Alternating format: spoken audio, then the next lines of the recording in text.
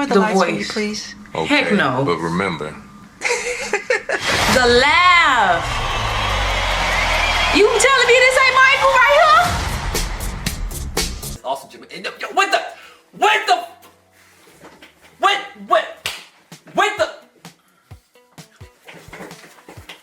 the stripe pants? With the stripe. Oh, I'm doing it. With the stripe pants.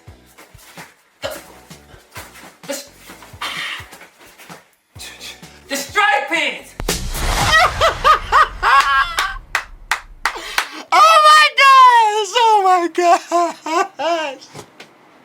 通勤通学中の皆様おはようございます。ドクターの世界時事ニュースのお時間です。さあ本日はですね、マイケル・ジャクソンの伝記映画マイケルからの話題になります。先日ですね、このマイケルのティザーが公開されたんですが、なんとですね、これが音楽伝記映画としての最多視聴数を記録したというんです。これがね、以前もお伝えしましたスーパーマンの時のようなお祭りになっているということですので、本日は一体何が起きているのか詳しく見ていきたいと思います。この番組は海外のホットな時事ニュースをお届けします。通勤通学のお供にちょうどいいチャンネルとなっていますので、ぜひチャンネル登録お願いします。さあ、それでは本題です。こちらね、見えておりますが、先日ですね、マイケル・ジャクソンの伝記映画、マイケルのティザーが公開されました。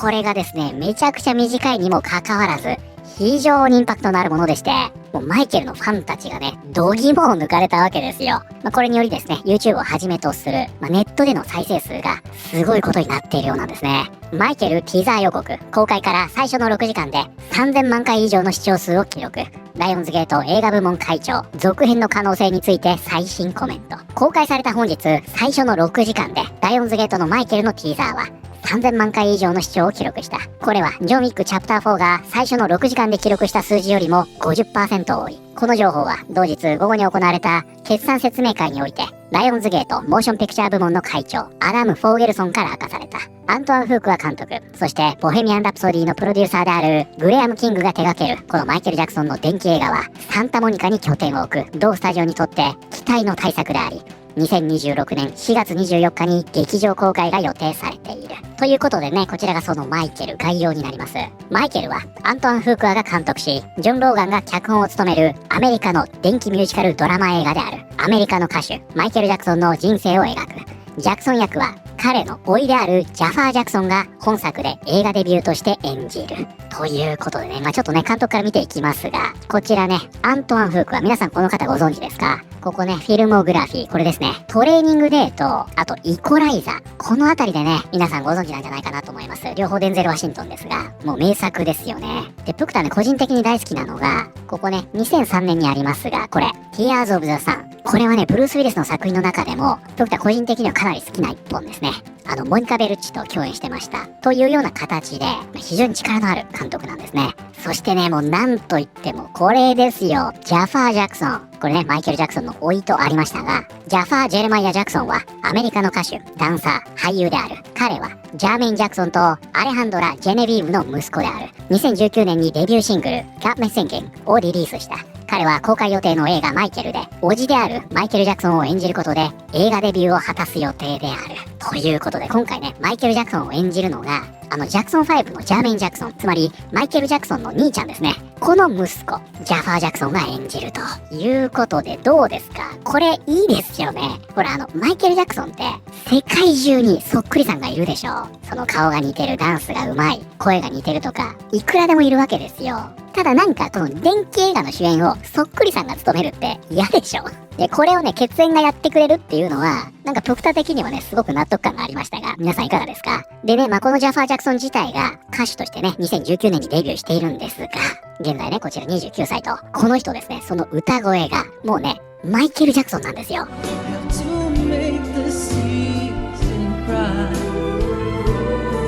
いや、すごいでしょ。血ってすごいなと思いますが、だからね、ただ血縁だから出しますではないんですよ。血のつながりがあり、歌声もマイケルそのものということで、もうこれ以上ないキャスティングと言っていいんじゃないでしょうかね。で、こちらがですね、ライオンズゲートの YouTube のね、公式アカウントから出ているティザーなんですが、現在ね、2日間で660万回再生されていると。でね、これすごいのが、やっぱりもうこれでしょう。こちらもそうですね。そしてこれと、これと、この辺りの映像あるんですが、これ皆さん、本物じゃないですからね。マイケルの過去のライブ映像を切り張りしてるわけじゃありません。これ全部ね、ジャファーが今回の作品で演じているものと、これもほら、止めてみるとね、言われてみればそうでしょ。こちらもそうです。そしてこれもそうなんですね。いや、もちろんね、これメイクしてるんでしょうけど、プクタね、結構いろんなリアクション見ましたが、これ本物のライブ映像をね、フラッシュバックしてるだけと思っている人結構いましたね。そしてなんといってもね、ここでしっかりね、その声というのも聞かせてくれるということで、その容姿の再現度や声の再現度のレベルというのをちゃんと見せたという、これね、約1分のティザーなんですが、でティザーってね、ほとんどむしろ見せないようなものが多いんですが、もうそれをね、全部見せるという形で、真っ向勝負したティザーになっていました。これが非常にインパクトがあったというわけですね。Can you lower the lights for me, please? 自分の叔父の電気映画で主演するなんてすごいね。この予告編が公開されるまで生き残れなかった皆さんに黙祷を捧げます。この役を演じられた人は他にもいくらでもいただろうが、血縁者だってこれ以上伝説的なことはない。自分の叔父である MJ をジャファーが演じるなんて、まさに人生で一度の大役だよな。このトレーラーだけでもオスカーに値する。ということで、このティザー、記録を打ち立てることになりました。ライオンズゲートのマイケルトレーラー、1億1620万回の再生で、音楽バイオピックの史上最多視聴数を記録。ということで、こちらですね、バイオピックとあります。こちらが本日のキーワードになります。Biopic. 実在の人物の生涯を描いた映画。ということでね、こちらのバイオピックというのは、電気映画という意味になります。で、これはね、バイオグラフィカルピクチャーの略です。こちらですね、これがね、つまり電気という意味になりまして、このね、ピクというのはピクチャー。そしてこれを略してバイオピック。これで電気映画になると。ということで、こちらは、ライオンズゲートのマイケルトレーラー。1億1620万回の再生で音楽電気映画史上最多の視聴数を記録。マイケルはすでに視聴者に強いインパクトを与えている。ライオンズゲートは木曜日、マイケル・ジャクソンの電気映画